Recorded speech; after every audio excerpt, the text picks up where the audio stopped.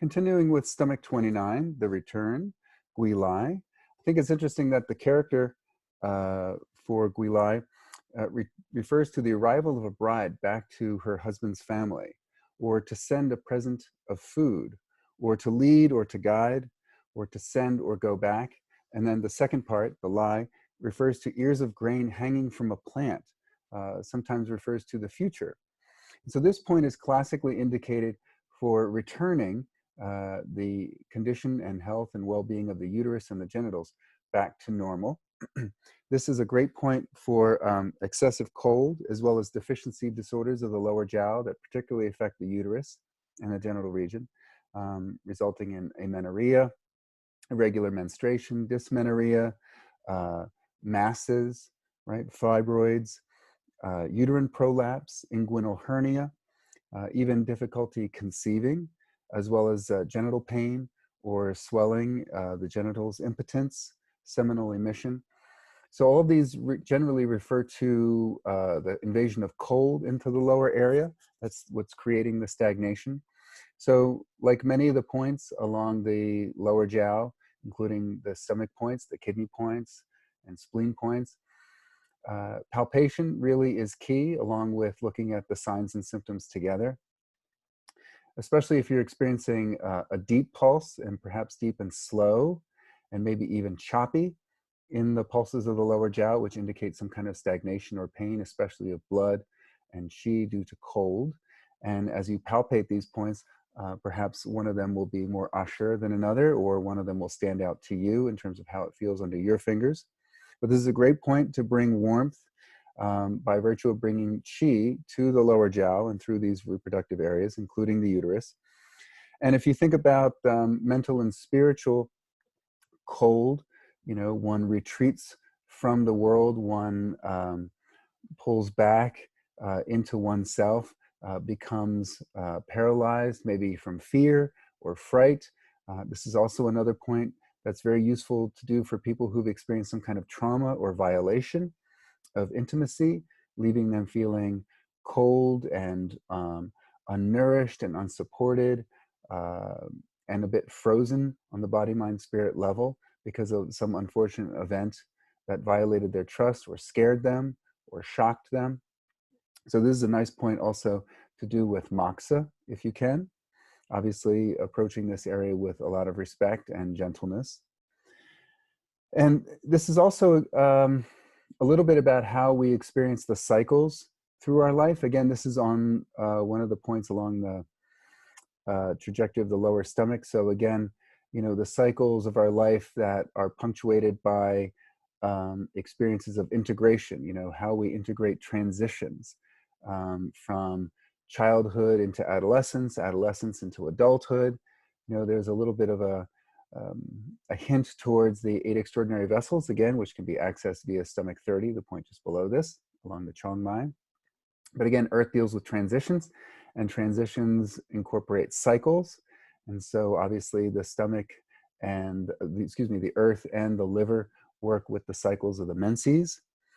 So in terms of the cycles of our development, in regards to this point, I would think of this more in terms of the cycles of our qi flow, right? The wei qi as it cycles through the day and night, as well as the monthly and weekly cycles, especially the monthly cycle, and particularly the menses for females. I've also found this to be really helpful for a lot of the female patients that I treat who are athletes, athletes who participate in sports activities outdoors, or where there's a lot of change in temperature, right? Where wind can drive in cold. And I found this especially to be true among female swimmers. So this is an excellent point to needle and moxa in order to enhance the qi flow and to bring warmth to dispel any cold in the area. So stomach 28, water way, shui dao, or water passage. Like many of the points in this area, it regulates the lower jiao. It dispels stagnation, usually from cold, also to some degree from damp, as well as blood stagnation. It's, of course, also very stimulating for the uterus and the bladder. This is another one of those points that I really look at in terms of palpation, along with the signs and symptoms. Between 27, 28, 29, it may be a little bit hard to distinguish in terms of signs and symptoms. So a lot of it I go by palpation, as well as how the point feels to the patient when I palpate this area. Sun Si Miao called the point on the left the Baumann gate of the uterus, and the one on the right, the gate to the child's door. So these imply that this point is very good for chi and blood stasis that gets in the way of the proper functioning of the uterus, as well as conceiving children. This is also a nice point to do when there's pain that radiates back to the lumbar region during the menstrual cycle. This is a nice point to do for that, especially tamoxa if you can. Stomach 27, the great, Daiju. This is level with CV5.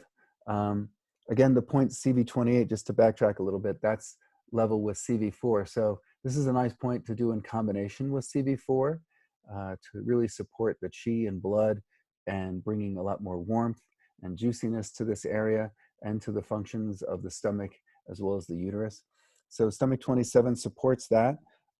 It's also said to benefit the kidneys and firm the kidneys, firm the essence, which means it really helps fluids like seminal emission, right, premature ejaculation, impotence, things like that. This is a nice point for that. It's said also to regulate the chi, which promotes urination, so it really supports the functions of the bladder. And if you think about its relationship to CV5 and its close proximity, as well as the point just lateral to the kidney channel, CV5 relates to the functions of the triple heater, which regulates the water passages. So perhaps they're looking at the stomach chi's descending role as promoting urination that might be inhibited due to some kind of stagnation, which of course, in the lower jiao, you're especially going to be watchful for cold. So again, that often shows up in the pulse as slow, deep, as well as weak. So stomach 26, outer mound. This point is lateral to CV7. So in this case, it refers to how the chi and blood flow smoothly through the lower jiao in support of CV7's work with the triple heater of the lower jiao. This isn't a point, again, I often do because of, say, the name. This is really, again, like 27, 28, 29, even sometimes 30, mostly done based on palpation or something that the patient reports. This also, like the other points in this area, is good for dysmenorrhea, amenorrhea, also regulates chi and alleviates pain. Again, it regulates chi and alleviates pain by its virtue of moving stagnation due to cold in this area. Now, stomach 25, of course, heavenly pivot or celestial pivot, also known as heavenly axis, level with CV8. This, of course, is probably another one of those desert island points, as the front mu point for the large intestine, and level with CV8, which divides the lower and middle jiao. This is obviously a very important point. On the physical level, it's certainly, as the front mu point, excellent in support of the health and well-being of the large intestine, to promote the transit of waste out of the body so things don't stagnate. Again, think about how what we eat and drink moves through the alimentary canal. You want the mouth to be full and the esophagus to be empty and everything down below to be relatively empty. Then as the stomach fills, you want the small intestine to be empty. And as the small intestine sends, as the stomach sends the material into the small intestine, you want the stomach to be able to empty properly and the large intestine to be empty, and then things move from the small intestine to the large intestine, and so forth. So you don't want too much fullness along the way, and this is a great point to move any kind of stuckness, fullness, stagnation, especially as a result of cold or dryness. Also, heat can scorch the intestines, and as the fluids become to be cooked off a little bit, then the large intestine dryness leads to constipation. So this is a nice point to support that. It also is said to help us connect to the part of us that is the center of our universe, which is our basic needs. It's certainly, commendable when people give more than they take, but we all have limits of what we can give relative to what we take in. So there needs to be some kind of balance. So sometimes, as we mentioned this with the CV channel, with the conception vessel, sometimes we do need to actually be the center of our world, the center of our universe. Sometimes life does need to revolve around us. We can't let ourselves get too hungry. We can't let ourselves get too thirsty. We can't let ourselves get too weak, because then we won't be able to really give to anyone. There's a famous saying, if you want to be generous, it's good to be rich. So this is a nice point to support the richness and to remind us of the riches that are available, that do come from the earth, that there is always more to receive if we simply open and allow ourselves to receive that, and thinking about how this relates to the large intestine, bringing in the influence in a subtle way of the yang aspects of metal. Um, can we identify and take in and integrate, the real heavy riches of what there is available, right? What are the jewels and the gems that are there for the taking if we open to receive them?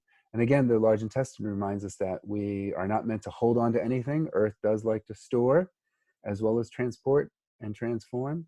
But the essence of a healthy stomach is emptiness, right?